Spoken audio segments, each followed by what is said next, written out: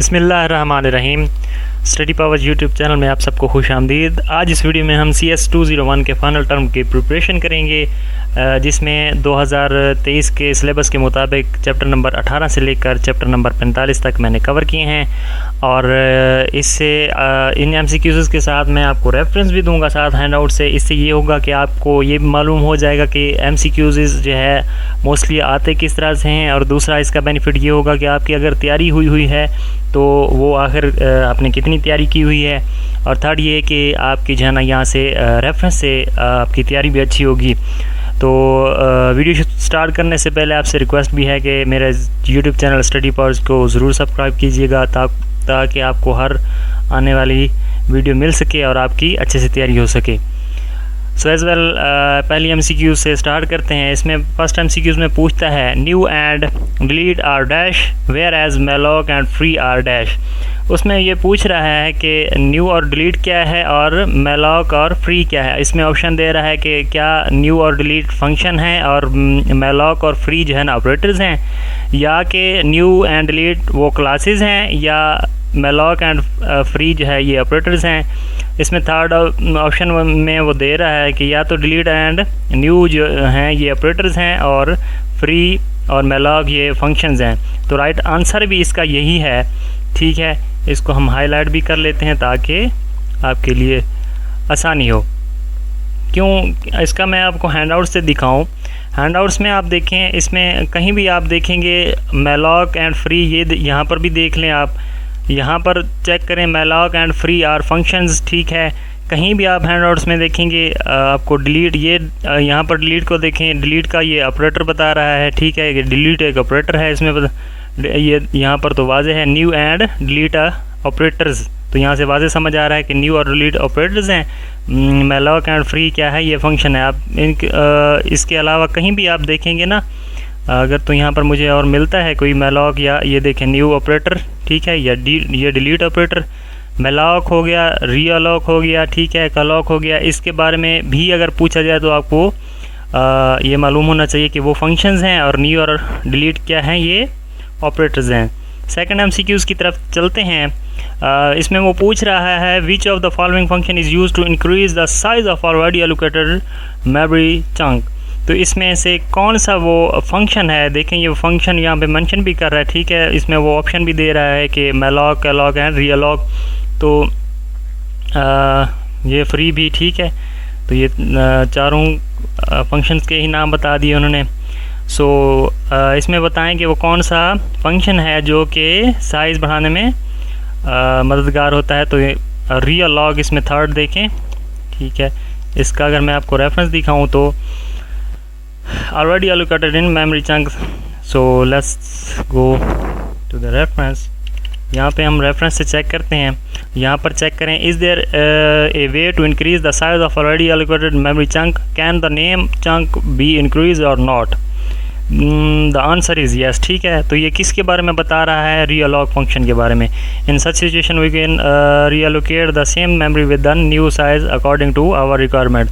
तो इसमें ये चीज़ बता रहा है कि हम जो है जो ऑलरेडी एलोकेटेड मेमोरी चंक है उसका साइज़ जो है वो क्या कर सकते हैं, बढ़ा सकते हैं, इंक्रीज़ कर सकते हैं। तो रीअलॉक इसका जो है वो राइट आंसर है, सी, जिसको मैंने हाईलाइट भी कर दिया है। इसमें C is widely known as development language of dash operating system। इसमें जो है ना पहले कौन सी यूनिक्स ऑपरेटिंग सिस्टम ही बना था C लैंग्वेज की मदद से। ठीक है, ये मिड में के हवाले ये इस मिड में भी इसका है, और मैं अगर आपको दिखाऊं तो ये फाइनल में भी है। ऐसा नहीं समझना कि ये फाइनल में नहीं है। ठीक है, अगर यहाँ से हम है यहाँ पर सर्च करें आपको ये कंफर्म हो जाएगा कि ये जो है, हाँ देखें ये चैप्टर नंबर कौन से है, 25 चैप्टर में नंबर में भी ये मेंशन है कि Unix was written in C language. ठीक है, ओके हो गया। नेक्स्ट चल लेते हैं। इसमें अच्छा, नेक्स्ट MCQs की तरफ चलते हैं। Which of the following is not pre processor directive, कि इनमें से कौन सा प्री प्रोसेसर डायरेक्टिव नहीं है। ये बहुत सारे मैंने चेक किए हैं, जो पास्ट पेपर्स थे उनमें मोस्टली ये MCQs पूछा गया था। तो प्री प्रोसेसर डायरेक्टिव्स को आपने एक बार लाजिम ये चेक करना है, ठीक है। ये हैश लाइन भी प्री प्रोसेसर डायरेक्टिव है, हैश डिफाइन भी और हैश एरर भी, हर एक का अलग-अलग फंक्शन है। लेकिन अनडिफाइन, हैश अनडिफाइन ये क्या है, ये कोई भी प्री प्रोसेसर डायरेक्टिव नहीं है। अगर तो यहाँ पर मैं आपको यहाँ रेफरेंस से क्लियर करूँ तो यहाँ पर देखें, ये प्री प्रोसेसर डायरेक्टिव्स जो हैं ये सारे हैं, यहाँ पर ये सारे आप चेक कर सकते हैं। इसमें आपको एरर भी मिलेगा, लाइन भी मिलेगा, ठीक है, एंड इफ, अन इफ, लेकिन एंड इफ एन डेफ जो है आपको कहीं भी नहीं मिलेगा, ठीक है, अनडिफाइंड, सॉरी। सो ये आपने प्री प्रोसेसर डायरेक्टिव जो है ना ये लाजमी देखने हैं, ठीक है। नेक्स्ट चल लेते हैं। All preprocessor directive are start with the symbol of hash, ठीक है। ये अभी हम देख कर भी आए, ये पिछले MCQ, ये पिछले उससे भी वाज़ेह हो रहा है।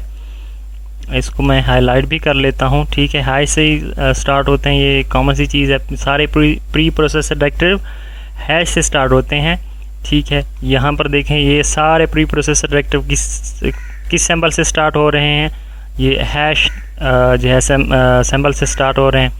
इसके अलावा इसकी जो बेसिक डेफिनेशन में भी मैं भी बताया होगा, देखें, ये देखें, ठीक हो गया, ये सारे हैश इंक्लूड हो गया, या जितने भी प्री प्रोसेसर डायरेक्टिव हैं वो सारे हैश से ही स्टार्ट होते हैं। नेक्स्ट चल लेते हैं। C is widely known as development, मेरे ख्याल में ये शायद रिपीट हो गई है, मेरे ख्याल में हम ये कर भी चुके हैं, ठीक है।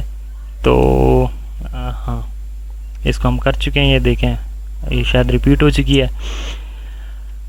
नेक्स्ट चल लेते हैं। Like member functions dash can also access the private data members of a class. तो फ्रेंड फंक्शन का मैं आपको बता दूं कि इसका काम यही होता है, जो प्राइवेट डेटा मेंबर्स होते हैं उनको एक्सेस करने के लिए जो है ये इस्तेमाल होते हैं, ठीक है। कंस्ट्रक्टर में अगर तो कंस्ट्रक्टर में प्राइवेट फंक्शन डेटा मेंबर होते हैं तो उनको एक्सेस करने के लिए ही ये फ्रेंड का फंक्शन होता है, ठीक है। इसमें नॉन मेंबर फंक्शन और दीगर आपने जो ऑप्शन भी देख लेने हैं। Any function outside the class none of the given, ठीक है। अगर मैं आपको यहाँ से रेफरेंस भी दिखा दूँ तो इससे रेफरेंस से ये होगा कि आपके जो है मज़ीद तैयारी भी अच्छी हो जाएगी, आपके MCQs आपके जो है ना जहन में भी बैठ जाएंगे, और ये है कि दीगर आपको कंसेप्ट मिल जाएगा अच्छी तैयारी से। सो एज़ वेल इसमें आपको जो है ना याद करने में कोई मुशक्क़त भी नहीं पड़ेगी। इसमें था देखें, इसमें बता रहा है they have access to private data members of the class. इसमें क्या कर रहा है, डिक्लेरेशन ऑफ फ्रंट फंक्शन के बारे में बता रहा है कि ये किस लिए private data members of the class के प्राइवेट डेटा मेंबर्स के लिए इस्तेमाल होता है, ठीक है। क्लास के प्राइवेट मेंबर को एक्सेस करने के लिए हमेशा फ्रंट फंक्शन का इस्तेमाल किया जाता है, क्योंकि अगर तो ऐसा होता है कि प्राइवेट जो आपका डेटा मेंबर होता है वो सिर्फ इसी के अंदर ही, आउटसाइड इसके आपके जो है स्ट्रक्चर के वो यूज़ नहीं हो सकता। तो फ्रंट फंक्शन की मदद से क्या हो सकता है, access the private data member. Next चल लेते हैं। इसमें इसको जो है ना हाईलाइट कर लेता हूँ ताकि आपका जो है ना ये जहन में रहे। Next, if we define and identifier with the statement hash define, ठीक है, PI 3.14 ये पाई की वो बता रहा है कि अगर हैश डिफाइन ये हम इस्तेमाल करें, then during the execution of the program the value of PI will be constant रहेगी, सेम रहेगी, ये चेंजेबल, ये कभी भी चेंज नहीं होगी। Hash define preprocessor directive का क्या काम होता है, ठीक है। ये हैश डिफाइन ऐसा होता है कि जो आप वेरिएबल बनाते हैं, फॉर एग्जांपल अगर मैं यहाँ पर एक इंटीजर टाइप का जो है ना वेरिएबल यहाँ पर आपको बनाकर दिखाऊं, ये नीचे चला आया, ठीक है। इंट हम लिखते हैं a is equal to, sorry, अगर हम इंट कोई भी इंटीजर लेते हैं, ठीक है, तो इसका क्या होता है कि ये बाद में भी वैल्यू इसकी चेंज हो सकती है। अगर प्रोग्राम में कुछ इस तरह के भी आपको वेरिएबल्स की ज़रूरत होती है जिनकी हम सेम ही वैल्यू रखना चाहते हैं, तो इसके लिए हम क्या यूज़ करते हैं, हैश डिफाइन और इसका जो है मज़ीद आपको अगर मैं कंसेप्ट दे दूं, ठीक, ये देखें ये कांस्टेंट ही इसका बिल्कुल राइट आंसर है कि इसका जो है बिल्कुल सेम रहेगी, चेंज नहीं होगी। मज़ीद रेफरेंस से आपका जो है अच्छे से आपको समझ आ जाएगी। ये देखें डिफाइंड डायरेक्टिव का क्या काम होता है, इसमें ये यूनिवर्सल कांस्टेंट हैज़ वैल्यू, ठीक है, जिसमें ये बता रहा है कि जैसे कि हम पाई को इस्तेमाल करने जा रहे हैं कि अगर हमें एक प्रोग्राम में पाई की वैल्यू की ज़रूरत है तो हम पाई को इस तरह मेंशन करेंगे, ठीक है। यहाँ पर देखें hash define IO stream use करके, हेडर फाइल यूज़ करके, यहाँ वैसे ये पुरानी है 2002 के मेरे ख्याल में ये है, ठीक है। अब तो थोड़ी प्रोग्रामिंग चेंज हो गई। यूजिंग नेम स्पेस एसटीडी ये यूज़ होता है, ठीक है। अच्छा जी, नेक्स्ट थर्ड लाइन में हैश डिफाइन, ये आप क्या ग्लोबल में ये यूज़ कर लेंगे, ठीक है। ये डायरेक्टिव हम ग्लोबल में यूज़ करेंगे तो ये क्या होगा कि अब प्रोग्राम में कहीं भी पी की जो है ना वैल्यू शो करना चाहेंगे तो वो हमेशा सिमिलर ही रहेगी, ये फिर चेंज नहीं होगी, इसको आप चेंज नहीं कर सकेंगे। जहाँ पर भी आप पी की वैल्यू ठीक है प्रिंट करना चाहेंगे तो हमेशा ये सिमिलर रहेगी। सो आपको जो है ना डिफाइन डायरेक्टिव की समझ लग गई, ठीक है। ये हैश डिफाइन से शुरू होता है डिफाइन डायरेक्टिव, ठीक है। और इसके अलावा फिर इसके जो है ना दूसरी जो चीज़ ध्यान में रखने वाली चीज़ है, इस इनके दरमियान इक्वल टू का साइन नहीं होता और आगे इनका सेमीकोलन यूज़ नहीं होता। तो ये चीज़ आपने याद रखनी है, ये भी एमसीक्यूज़ में पूछी जा सकती हैं, ठीक है। इसको आप देख भी लें। अच्छा, नेक्स्ट कल चल लेते हैं। A pointer is a special variable that contains, ठीक है, मेमोरी एड्रेस। ये बहुत ही सादा सा क्वेश्चन है कि पॉइंटर का क्या काम होता है। एक स्पेशल वेरिएबल है जो कि मेमोरी एड्रेस कंटाइन कर रहा होता है। रेफरेंस में चल लेते हैं आगे टू। अच्छा, यहाँ पे देख लेते हैं इसका रेफरेंस। ओके, ठीक है, variable that contains memory address, ठीक है। पॉइंटर का यहाँ पर आपको फंक्शन बता रहा है कि पॉइंटर का क्या फंक्शन है, तो ये कंटेन क्या करता है, मेमोरी एड्रेस कंटेन करता है। Next, to access the data members of a structure dash is used, ठीक है। तो डेटा मेंबर को एक्सेस करने के लिए, ऑफ ए स्ट्रक्चर को एक्सेस करने के लिए क्या चीज़, डॉट ऑपरेटर ये यूज़ होता है, ठीक है। इसका मैं आपको ये थोड़ा सा यहाँ से हैंड आउट से कंसेप्ट भी दे दूँ।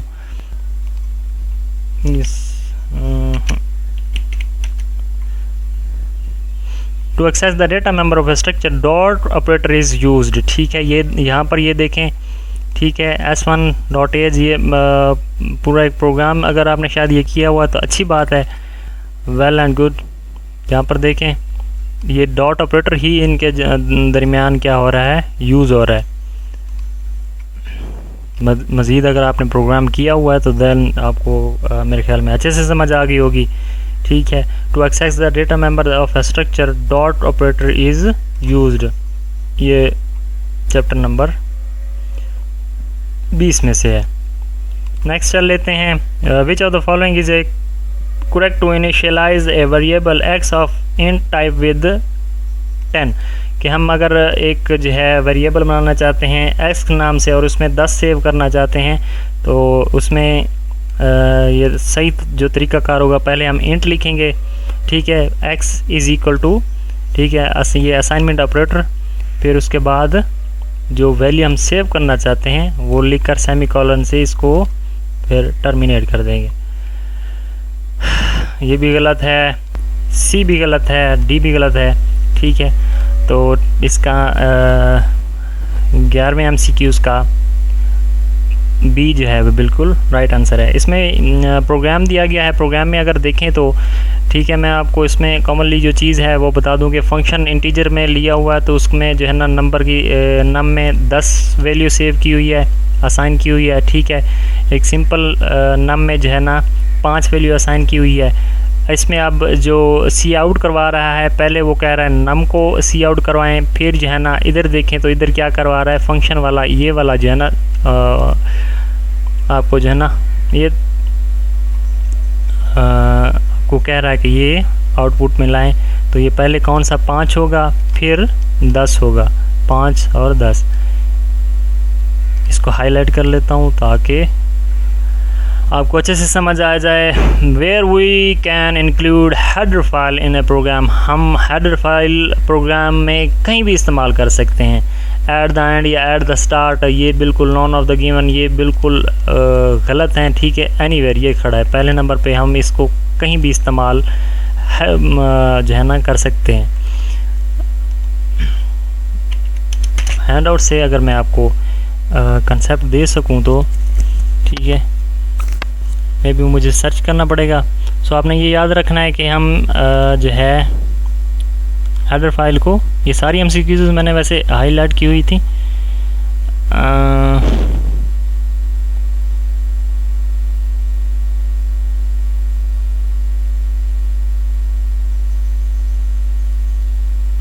ओके जी, नेक्स्ट चल लेते हैं। मे बी शायद ये मिस हो गई होगी। Class is a user define data type, ठीक है। ये तो कॉमन सी चीज़ है कि क्लास एक क्या है, यूज़र डिफाइन डेटा टाइप है। ये ऑप्शन नंबर, हाँ ये ए में खड़ा है, यहाँ से चेक करें, ठीक है। मैं इसका रेफरेंस भी आपको दिखा देता हूँ। User is a, class is a user define data type है। चलते हैं जी इसके रेफरेंस की तरफ और चेक कर लेते हैं कि इसमें वो क्या कह रहा है। इसमें कि देखें, एक class is a user define data type. Okay, आपको रेफरेंस भी मिल गया। ये चैप्टर नंबर कहाँ तक पहुँचे हम,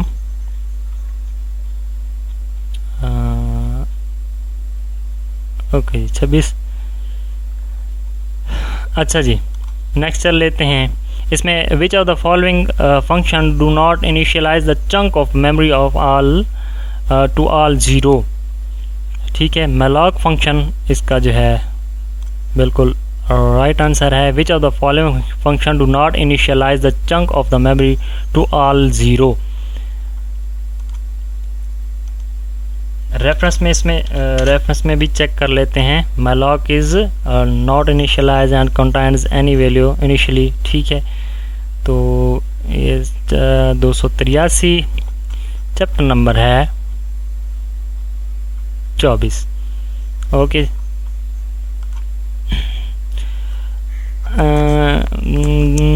इसमें 16 नंबर एमसीक्यूज है।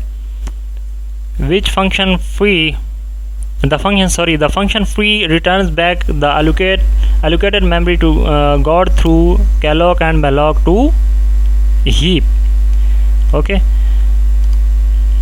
बी आंसर बिल्कुल दुरुस्त है।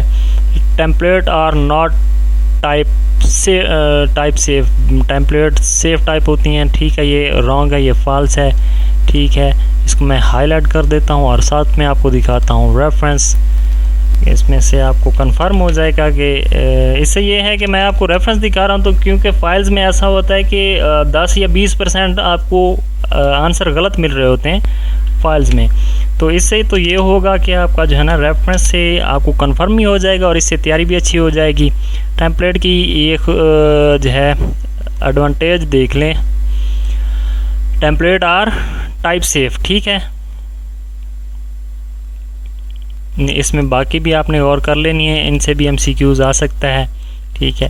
तो इसके एडवांटेज में एक ये भी एडवांटेज है कि template are type safe. Okay, next चल लेते हैं, ठीक है। तो ये गलत है, template are not type safe, तो ये गलत है, template are type safe. Next MCQs की तरफ चलते हैं। Matrix can compose of integers, float and double are their elements, best way to handle this, ठीक है। मैट्रिक को कंपोज करने के लिए फ्लोट, इंटीजर, डबल और दीगर एलिमेंट्स भी होते हैं, लेकिन बेस्ट कौन सा तरीका है, यूज़ टेम्पलेट के ज़रिए मैट्रिक्स को कंपोज करना ज़्यादा बेस्ट है, एक अच्छा तरीका है। इसमें रेफरेंस मैं आपको दिखा दूं। A matrix can be composed of integer, floats and doubles as their elements. Instead of handling these data types separately, we can write matrix class as a template class and write code on once all native data types, ठीक है। तो इससे वाज़ेह हो गया कि integer, float और double type के element से हम जो है मैट्रिक्स कंपोज कर सकते हैं, लेकिन जो एक बेहतर सॉरी कहाँ चला गया भाई, जो कि एक best way to handle this, ठीक है, तो वो क्या है, यूज़ टेम्पलेट। इसमें नेक्स्ट एमसीक्यूज़ की तरफ चल लेते हैं। नेक्स्ट यहाँ से शुरू हो रही है ई ऑफ बैड गुड, ठीक है, क्लियर ऑल आर मैनिपुलेटर्स, तो बिल्कुल ये राइट आंसर है। इसको मैं हाईलाइट कर देता हूँ, ट्रू है ये। और इसका अगर मैं आपको हैंडआउट से रेफरेंस दिखाऊं तो ठीक है, यहाँ पर देखें ये मैनिपुलेटर्स की जो है ना खुसूसियत बता रहा है, जिसमें सारे ही मेंशन किए हैं, सीन, बैड, क्लियर और दीगर जो है ना, इसमें देखें सी इन, ई ओ एफ, सारी इन्होंने जो है ना यहाँ मेंशन की है, तो ये ट्रू है। नेक्स्ट चल लेते हैं, which kind of function can access private member variable of a class. तो ये फ्रंट फंक्शन का काम होता है कि वो प्राइवेट मेंबर फंक्शंस को ऑफ ए क्लास को एक्सेस कर सके। तो यहाँ पर देखते हैं, हाँ ये पहले ऑप्शन में खड़ा है, front function of a class. मेरे ख्याल में शायद ये करना आए हों, तो मुझे तो ऐसे ही याद पड़ता है कि शायद हमने ये पहले एमसीक्यूज़ कर लिए। बहरहाल ये देख लेना है, ठीक है। Which kind of a function can access private member variable of a class. तो फ्रंट फंक्शन का काम ही होता है कि क्लास के जो प्राइवेट मेंबर वेरिएबल्स होते हैं उनको एक्सेस करना होता है। Front function of a class is, ठीक है, नॉन मेंबर फंक्शन। 348 सफ़ा पे इसके रेफरेंस की तरफ चल लेते हैं। मे भी ये भी हाईलाइट नहीं किया हुआ, ओके जी।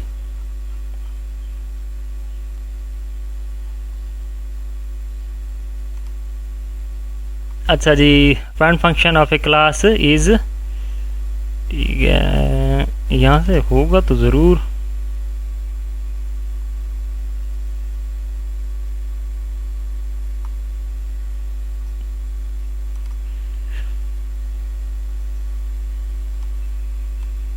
मैं यहाँ से सर्च कर लेता हूँ तो मेरे ख्याल में आसानी हो जाएगी, ताकि आपसे ये एमसीक्यूज़ रेफरेंस के लिहाज से मिस ना हो और आपका कंसेप्ट बाहर रहे।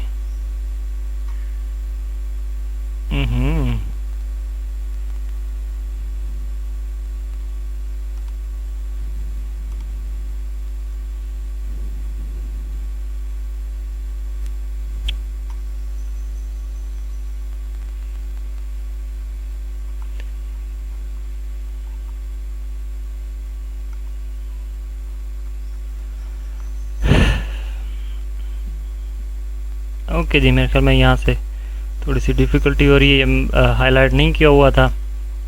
नॉन मेंबर फंक्शन इसका जो है ना बिल्कुल राइट आंसर है। The normal source of cin object is, ठीक है, सी इन का जो है क्या काम होता है, the normal source of cin object is, ये कीबोर्ड से जो है क्या करता है, डेटा गेट करता है, ठीक है, इनपुट लेता है कीबोर्ड से। सी इसका आंसर बिल्कुल राइट आंसर है। Heap is constantly changing in size, ठीक है, तो ये बिल्कुल ट्रू है। इसको भी मैं हाईलाइट कर लेता हूँ।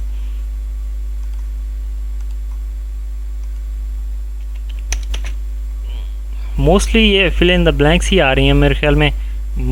देखें, the heap is constantly changing in size.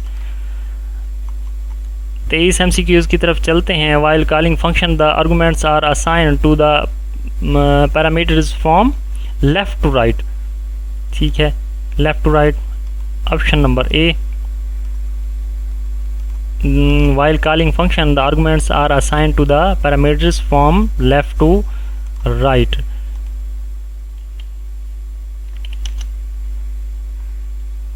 The arguments are assigned to parameters from left to right। Function default function argument के बारे में जो है ना ये आपको एक खुसूसियत बताई गई है। While calling the function the arguments are assign to parameters from left to right. तो ये आप देख लें कि जो MCQs हैं ना मोस्टली ये पास पेपर्स में से ही उठाई गई हैं, ठीक है, जो बार बार रिपीट हो रही थी, मैंने उन्हीं का जो है ना रेफरेंस ढूंढ के आपके ये एक फ़ाइल बनाई है। लेकिन ये आपने ये देख लेना है, प्रोग्राम भी आते हैं, ठीक है, दूसरे भी ट्रू फॉल्स भी आते हैं, लेकिन ज़्यादातर क्या है थ्योरी में से फिल इन द ब्लैंक्स हैं। अगर आप कंसेप्ट है आपके पास तो मेरे ख्याल में आपको मुश्किल नहीं होगी, अगर तो आपने किए हुए हैं तो। नेक्स्ट चल लेते हैं, the first parameter of operator function for insertion operator, ठीक है, must be passed by referenced, दीगर must be passed by value, must be passed by the value or reference, must be object of a class. The first parameter of a operator function for insertion operator is must be passed by reference, ठीक है। तो ये B option को आप देख लें, passed by reference, ठीक है, इंसर्शन ऑपरेटर, ठीक है, ओके। 446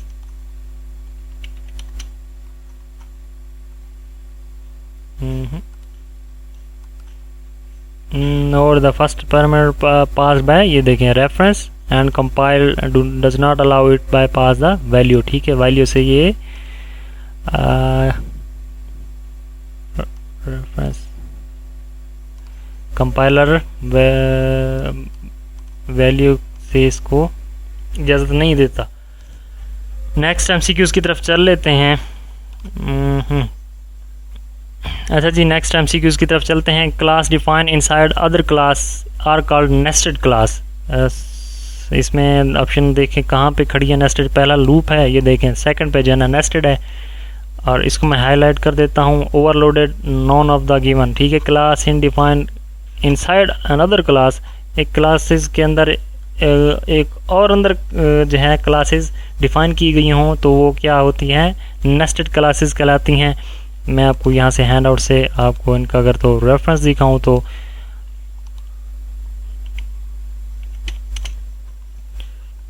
इसमें क्लास इनसाइड एक क्लास की डेफिनेशन बताई हुई है कि classes inside classes define within other classes are called nested classes.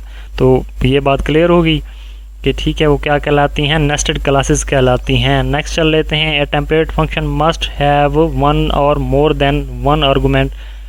ये इसका जो है एक या एक से ज़्यादा आर्गूमेंट्स होते हैं। Template function must have one or more than one arguments. Only one argument, ये भी गलत है। ज़ीरो आर्गूमेंट, ये भी गलत है। टेम्पलेट फंक्शन में एक या एक से ज़्यादा आर्गूमेंट होते हैं। तो ऑप्शन नंबर ए बिल्कुल दुरुस्त है। 27 नंबर एमसीक्यूज़ की तरफ चल लेते हैं।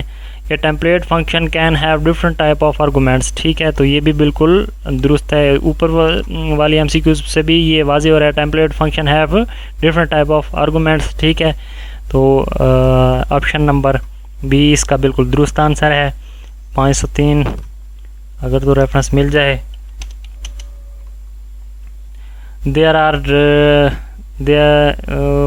overloading template function, there is use of different member of or type of arguments, ठीक है। तो ये वाज़ेह हो गया कि जो टेम्पलेट फंक्शन के डिफरेंट टाइप ऑफ आर्गूमेंट्स होते हैं। नेक्स्ट एमसीक्यूज़ 28 नंबर एमसीक्यूज़ की तरफ चलते हैं। What is the sequence of events when the deallocating memory using delete operator. तो इसमें जो है अगर तो हम जो है क्या करते हैं, what is the sequence of events when deallocating memory using delete operator. तो इसमें फर्स्ट ऑप्शन देख लें, only book of memory deallocate of for object. Second option में देखें तो डिस्ट्रक्टर जो है वो कॉल किया जाता है ताकि उसको क्लोज़ किया जाए, ठीक है। ऑप्शन नंबर बी में देखें, the destructor is called for object, the memory is deallocated fast before the calling destructor. इसमें सी देखें, destructor is called first before deallocating memory. Deallocating memory से पहले जो है पहले क्या किया जाता है, डिस्ट्रक्टर को कॉल किया जाता है।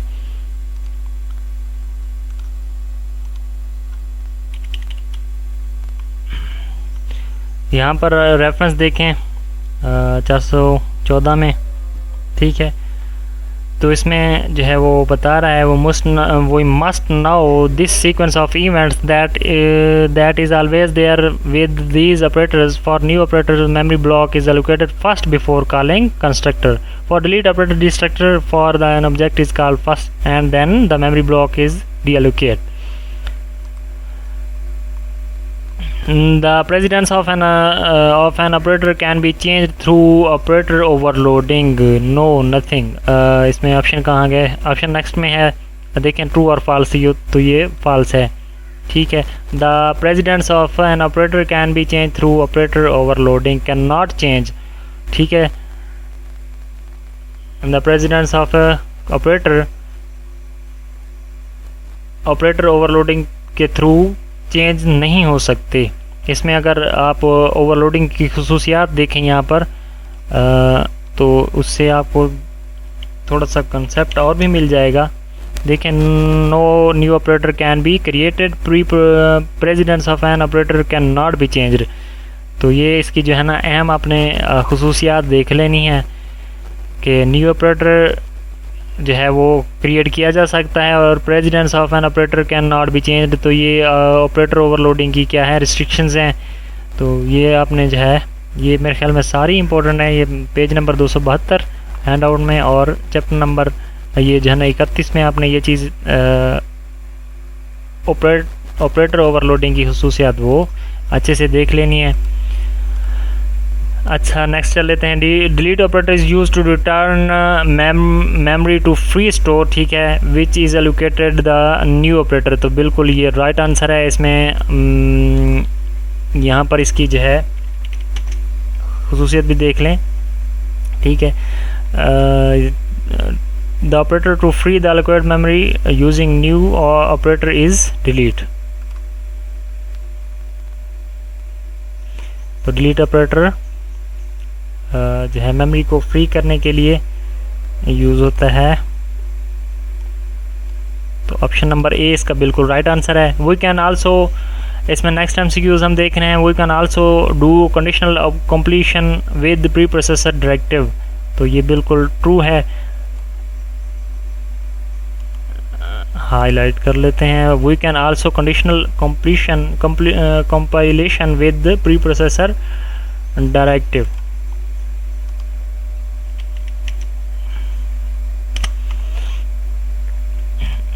प्री प्रोसेसर डायरेक्टिव की थोड़ी ये देख लें 23 में से है. ठीक है. यहाँ पर all the preprocessor directive they start with the sign hash. ठीक है. ये हम एमसीक्यूज भी पहले कर चुके हैं. We can also do conditional compilation with it. हम इनके साथ जो है एडिशनल कंपाइलेशन भी कर सकते हैं.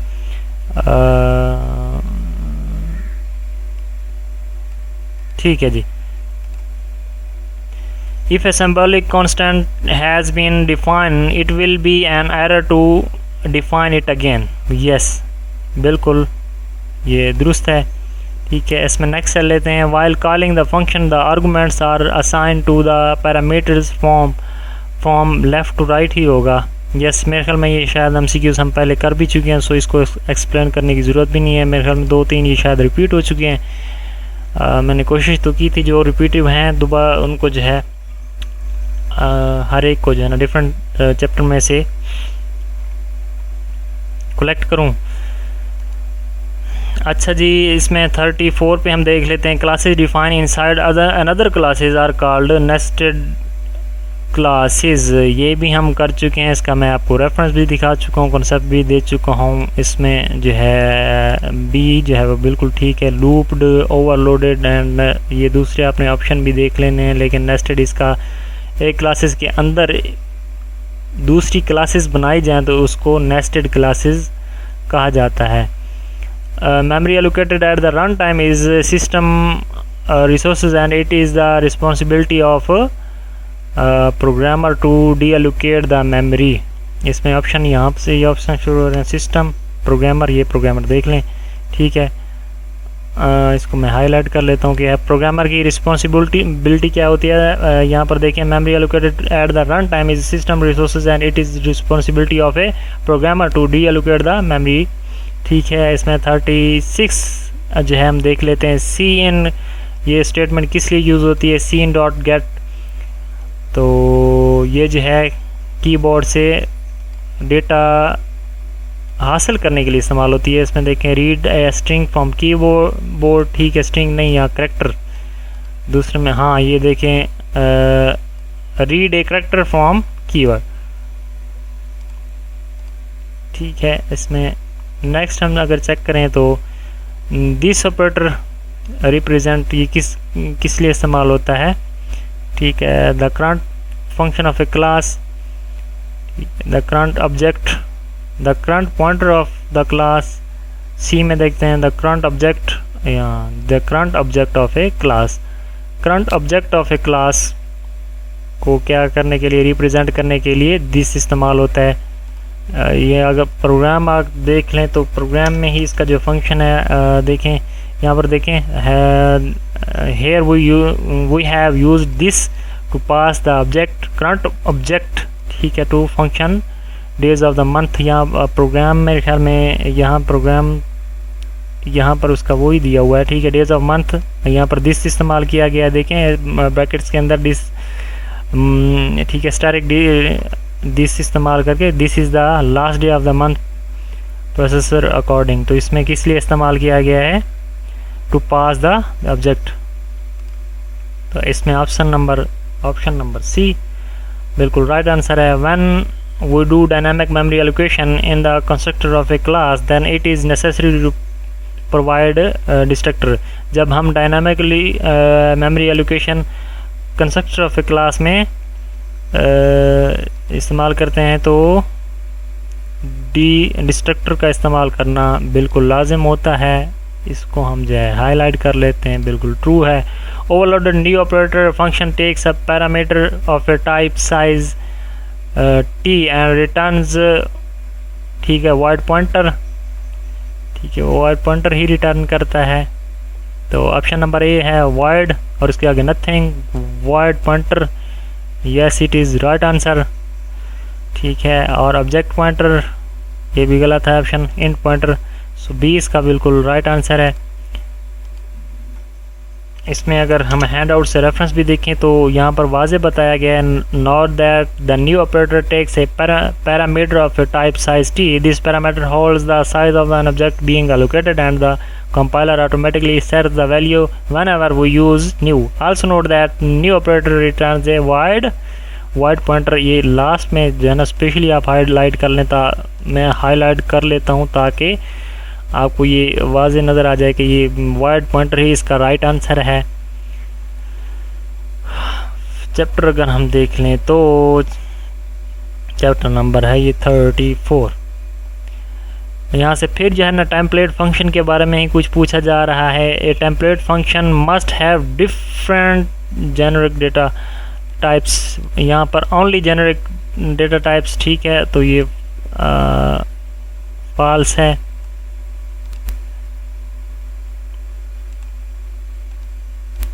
अगर तो मैंने यहाँ इसका हाईलाइट भी